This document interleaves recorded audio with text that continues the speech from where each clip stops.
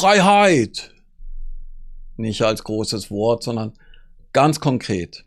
Wie viel von deinem Leben entscheidest du eigentlich selbst? Wirklich selbst?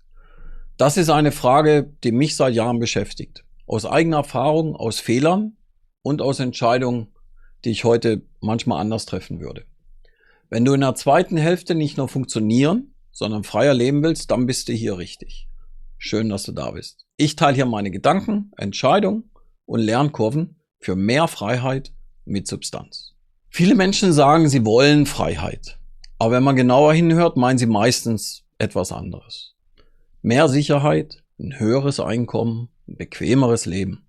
Daran ist nichts falsch, nur ist das eben noch nicht automatisch Freiheit. Für mich bedeutet Freiheit, selbst entscheiden können, wie ich leben will. Luft haben. Und nicht ständig Dinge bedienen müssen, die ich irgendwann aufgebaut habe und die mich heute eher einschränken als wirklich befreien. Ich möchte dir 5 Dinge teilen, die mir dabei besonders wichtig geworden sind. Punkt 1. Mehr Geld allein macht nicht frei. Fangen wir mit dem Offensichtlichen an. Mehr Geld bedeutet mehr Freiheit, oder? Nicht unbedingt. Natürlich hilft Geld, es lebt sich entspannter mit Reserven, das ist keine Frage. Aber ich habe immer wieder beobachtet, und ich spreche auch von mir selbst, dass mit steigendem Einkommen das ganze Leben einfach größer wird. Die Kosten steigen, der Lebensstil wird teurer und plötzlich hängt immer mehr davon ab, dass das Einkommen auch wirklich ständig weiterläuft. Du verdienst zwar mehr, aber beweglicher bist du dadurch nicht geworden. Ich war Partner bei einer großen Unternehmensberatung und dementsprechend habe ich sicherlich gutes Geld verdient. Dementsprechend auch, wir waren damals in Neuseeland und in Singapur, haben wir unsere Kinder auf die Privatschule geschickt. Es ist schön, dass wir uns das leisten konnten. Doch das wurde zu einer Verpflichtung. Als wir in die Schweiz zurückkamen, auch da noch als Partner, kein Problem, auf eine Schweizer Privatschule geschickt, ins Schweizer System einzugliedern, ab gewissem Alter wäre schwierig gewesen. Doch dann machte ich mich selbstständig und da kam der finanzielle Druck. Noch viel schlimmer, als Corona kam und die ganzen Businessmöglichkeiten plötzlich wegbrachen und man nirgends mehr Termine bekam, weil jeder im Homeoffice war. Das hat schon für schlaflose Nächte gesorgt. Also mehr Geld, sicherlich eine schöne Sache, aber mehr Freiheit? Nein, nicht, wenn man dann wirklich sich die Luft nimmt und zu diesem und seinen Lebensstandard entsprechend anpasst. Also es geht nicht darum, wie viel du verdienst. Wichtiger ist, wie viel Luft bleibt dir davon wirklich. Das ist mir wichtig. Der Status ist der zweite Punkt für mich. Wichtiger als Geld, was uns wirklich festhält. Das ist bei vielen, je nachdem wie authentisch und wie selbstbewusst sie sind oder eben nicht, es ist der Status. Viele bleiben nicht wegen Geld in einem Leben, das sie eigentlich nicht mehr wollen. Sie bleiben wegen ihrer Rolle. Der Titel, die Anerkennung, das Bild, das andere von ihnen haben. All das wird irgendwann Teil der eigenen Identität.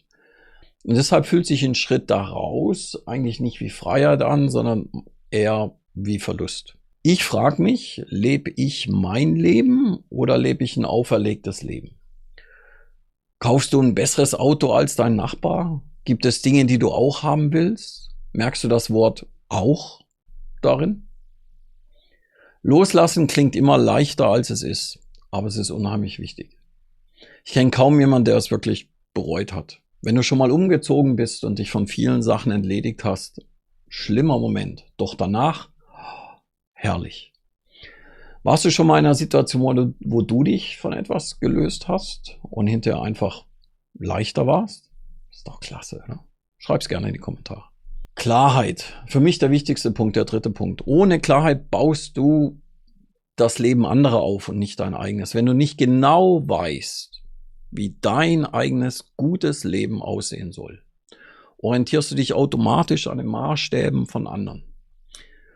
Da macht man eben das, was als vernünftig oder für andere Menschen erstrebenswert gilt. Die Karriere, der Besitz, die Sicherheit, das größere Auto vor der Tür. Ein bestimmter Lebensstandard. Von außen kann es super wirken, aber trotzdem spürt man irgendwann, passt das eigentlich zu mir? Bin ich das? Deshalb sind ein paar simple Fragen erstaunlich wirkungsvoll. Was ist für mich wirklich genug? Was ist mir wirklich wichtig? Und sich bewusst zu machen, was tue ich nur, weil es erwartet wird. Ich glaube, wenn man die Fragen ehrlich beantworten kann, verändert sich schon sehr viel. Dann gibt es einen weiteren Faktor, der sehr unterschätzt wird, das Umfeld. Meistens wächst man nur bis zu einem Niveau, wie das Umfeld ist, wie gut der Freundeskreis ist, wie gut die Familie ist, im positiven Sinne formuliert. Andererseits sind es nämlich auch die Zwänge, die man auferlegt bekommt. Genau die Menschen, die eigentlich am nächsten stehen und das Beste für einen im Sinn haben wollten, sind oft auch Menschen, die einen limitieren. Ganz kleines Beispiel. Wenn du Reisen tust, reist du wirklich für dich selbst ganz alleine? Machst du die Fotos für dich oder um es anderen zu zeigen? Gehst du an die Orte, von denen anderen gesprochen haben, damit du das auch hast? Denk mal drüber nach. Punkt 4, und das ist wichtig, wie kommt man denn raus? Freiheit entsteht durch System. Daran glaube ich fest. Es gibt die Momente, aber es ist eben nicht diese Hoffnung auf diesen großen Moment.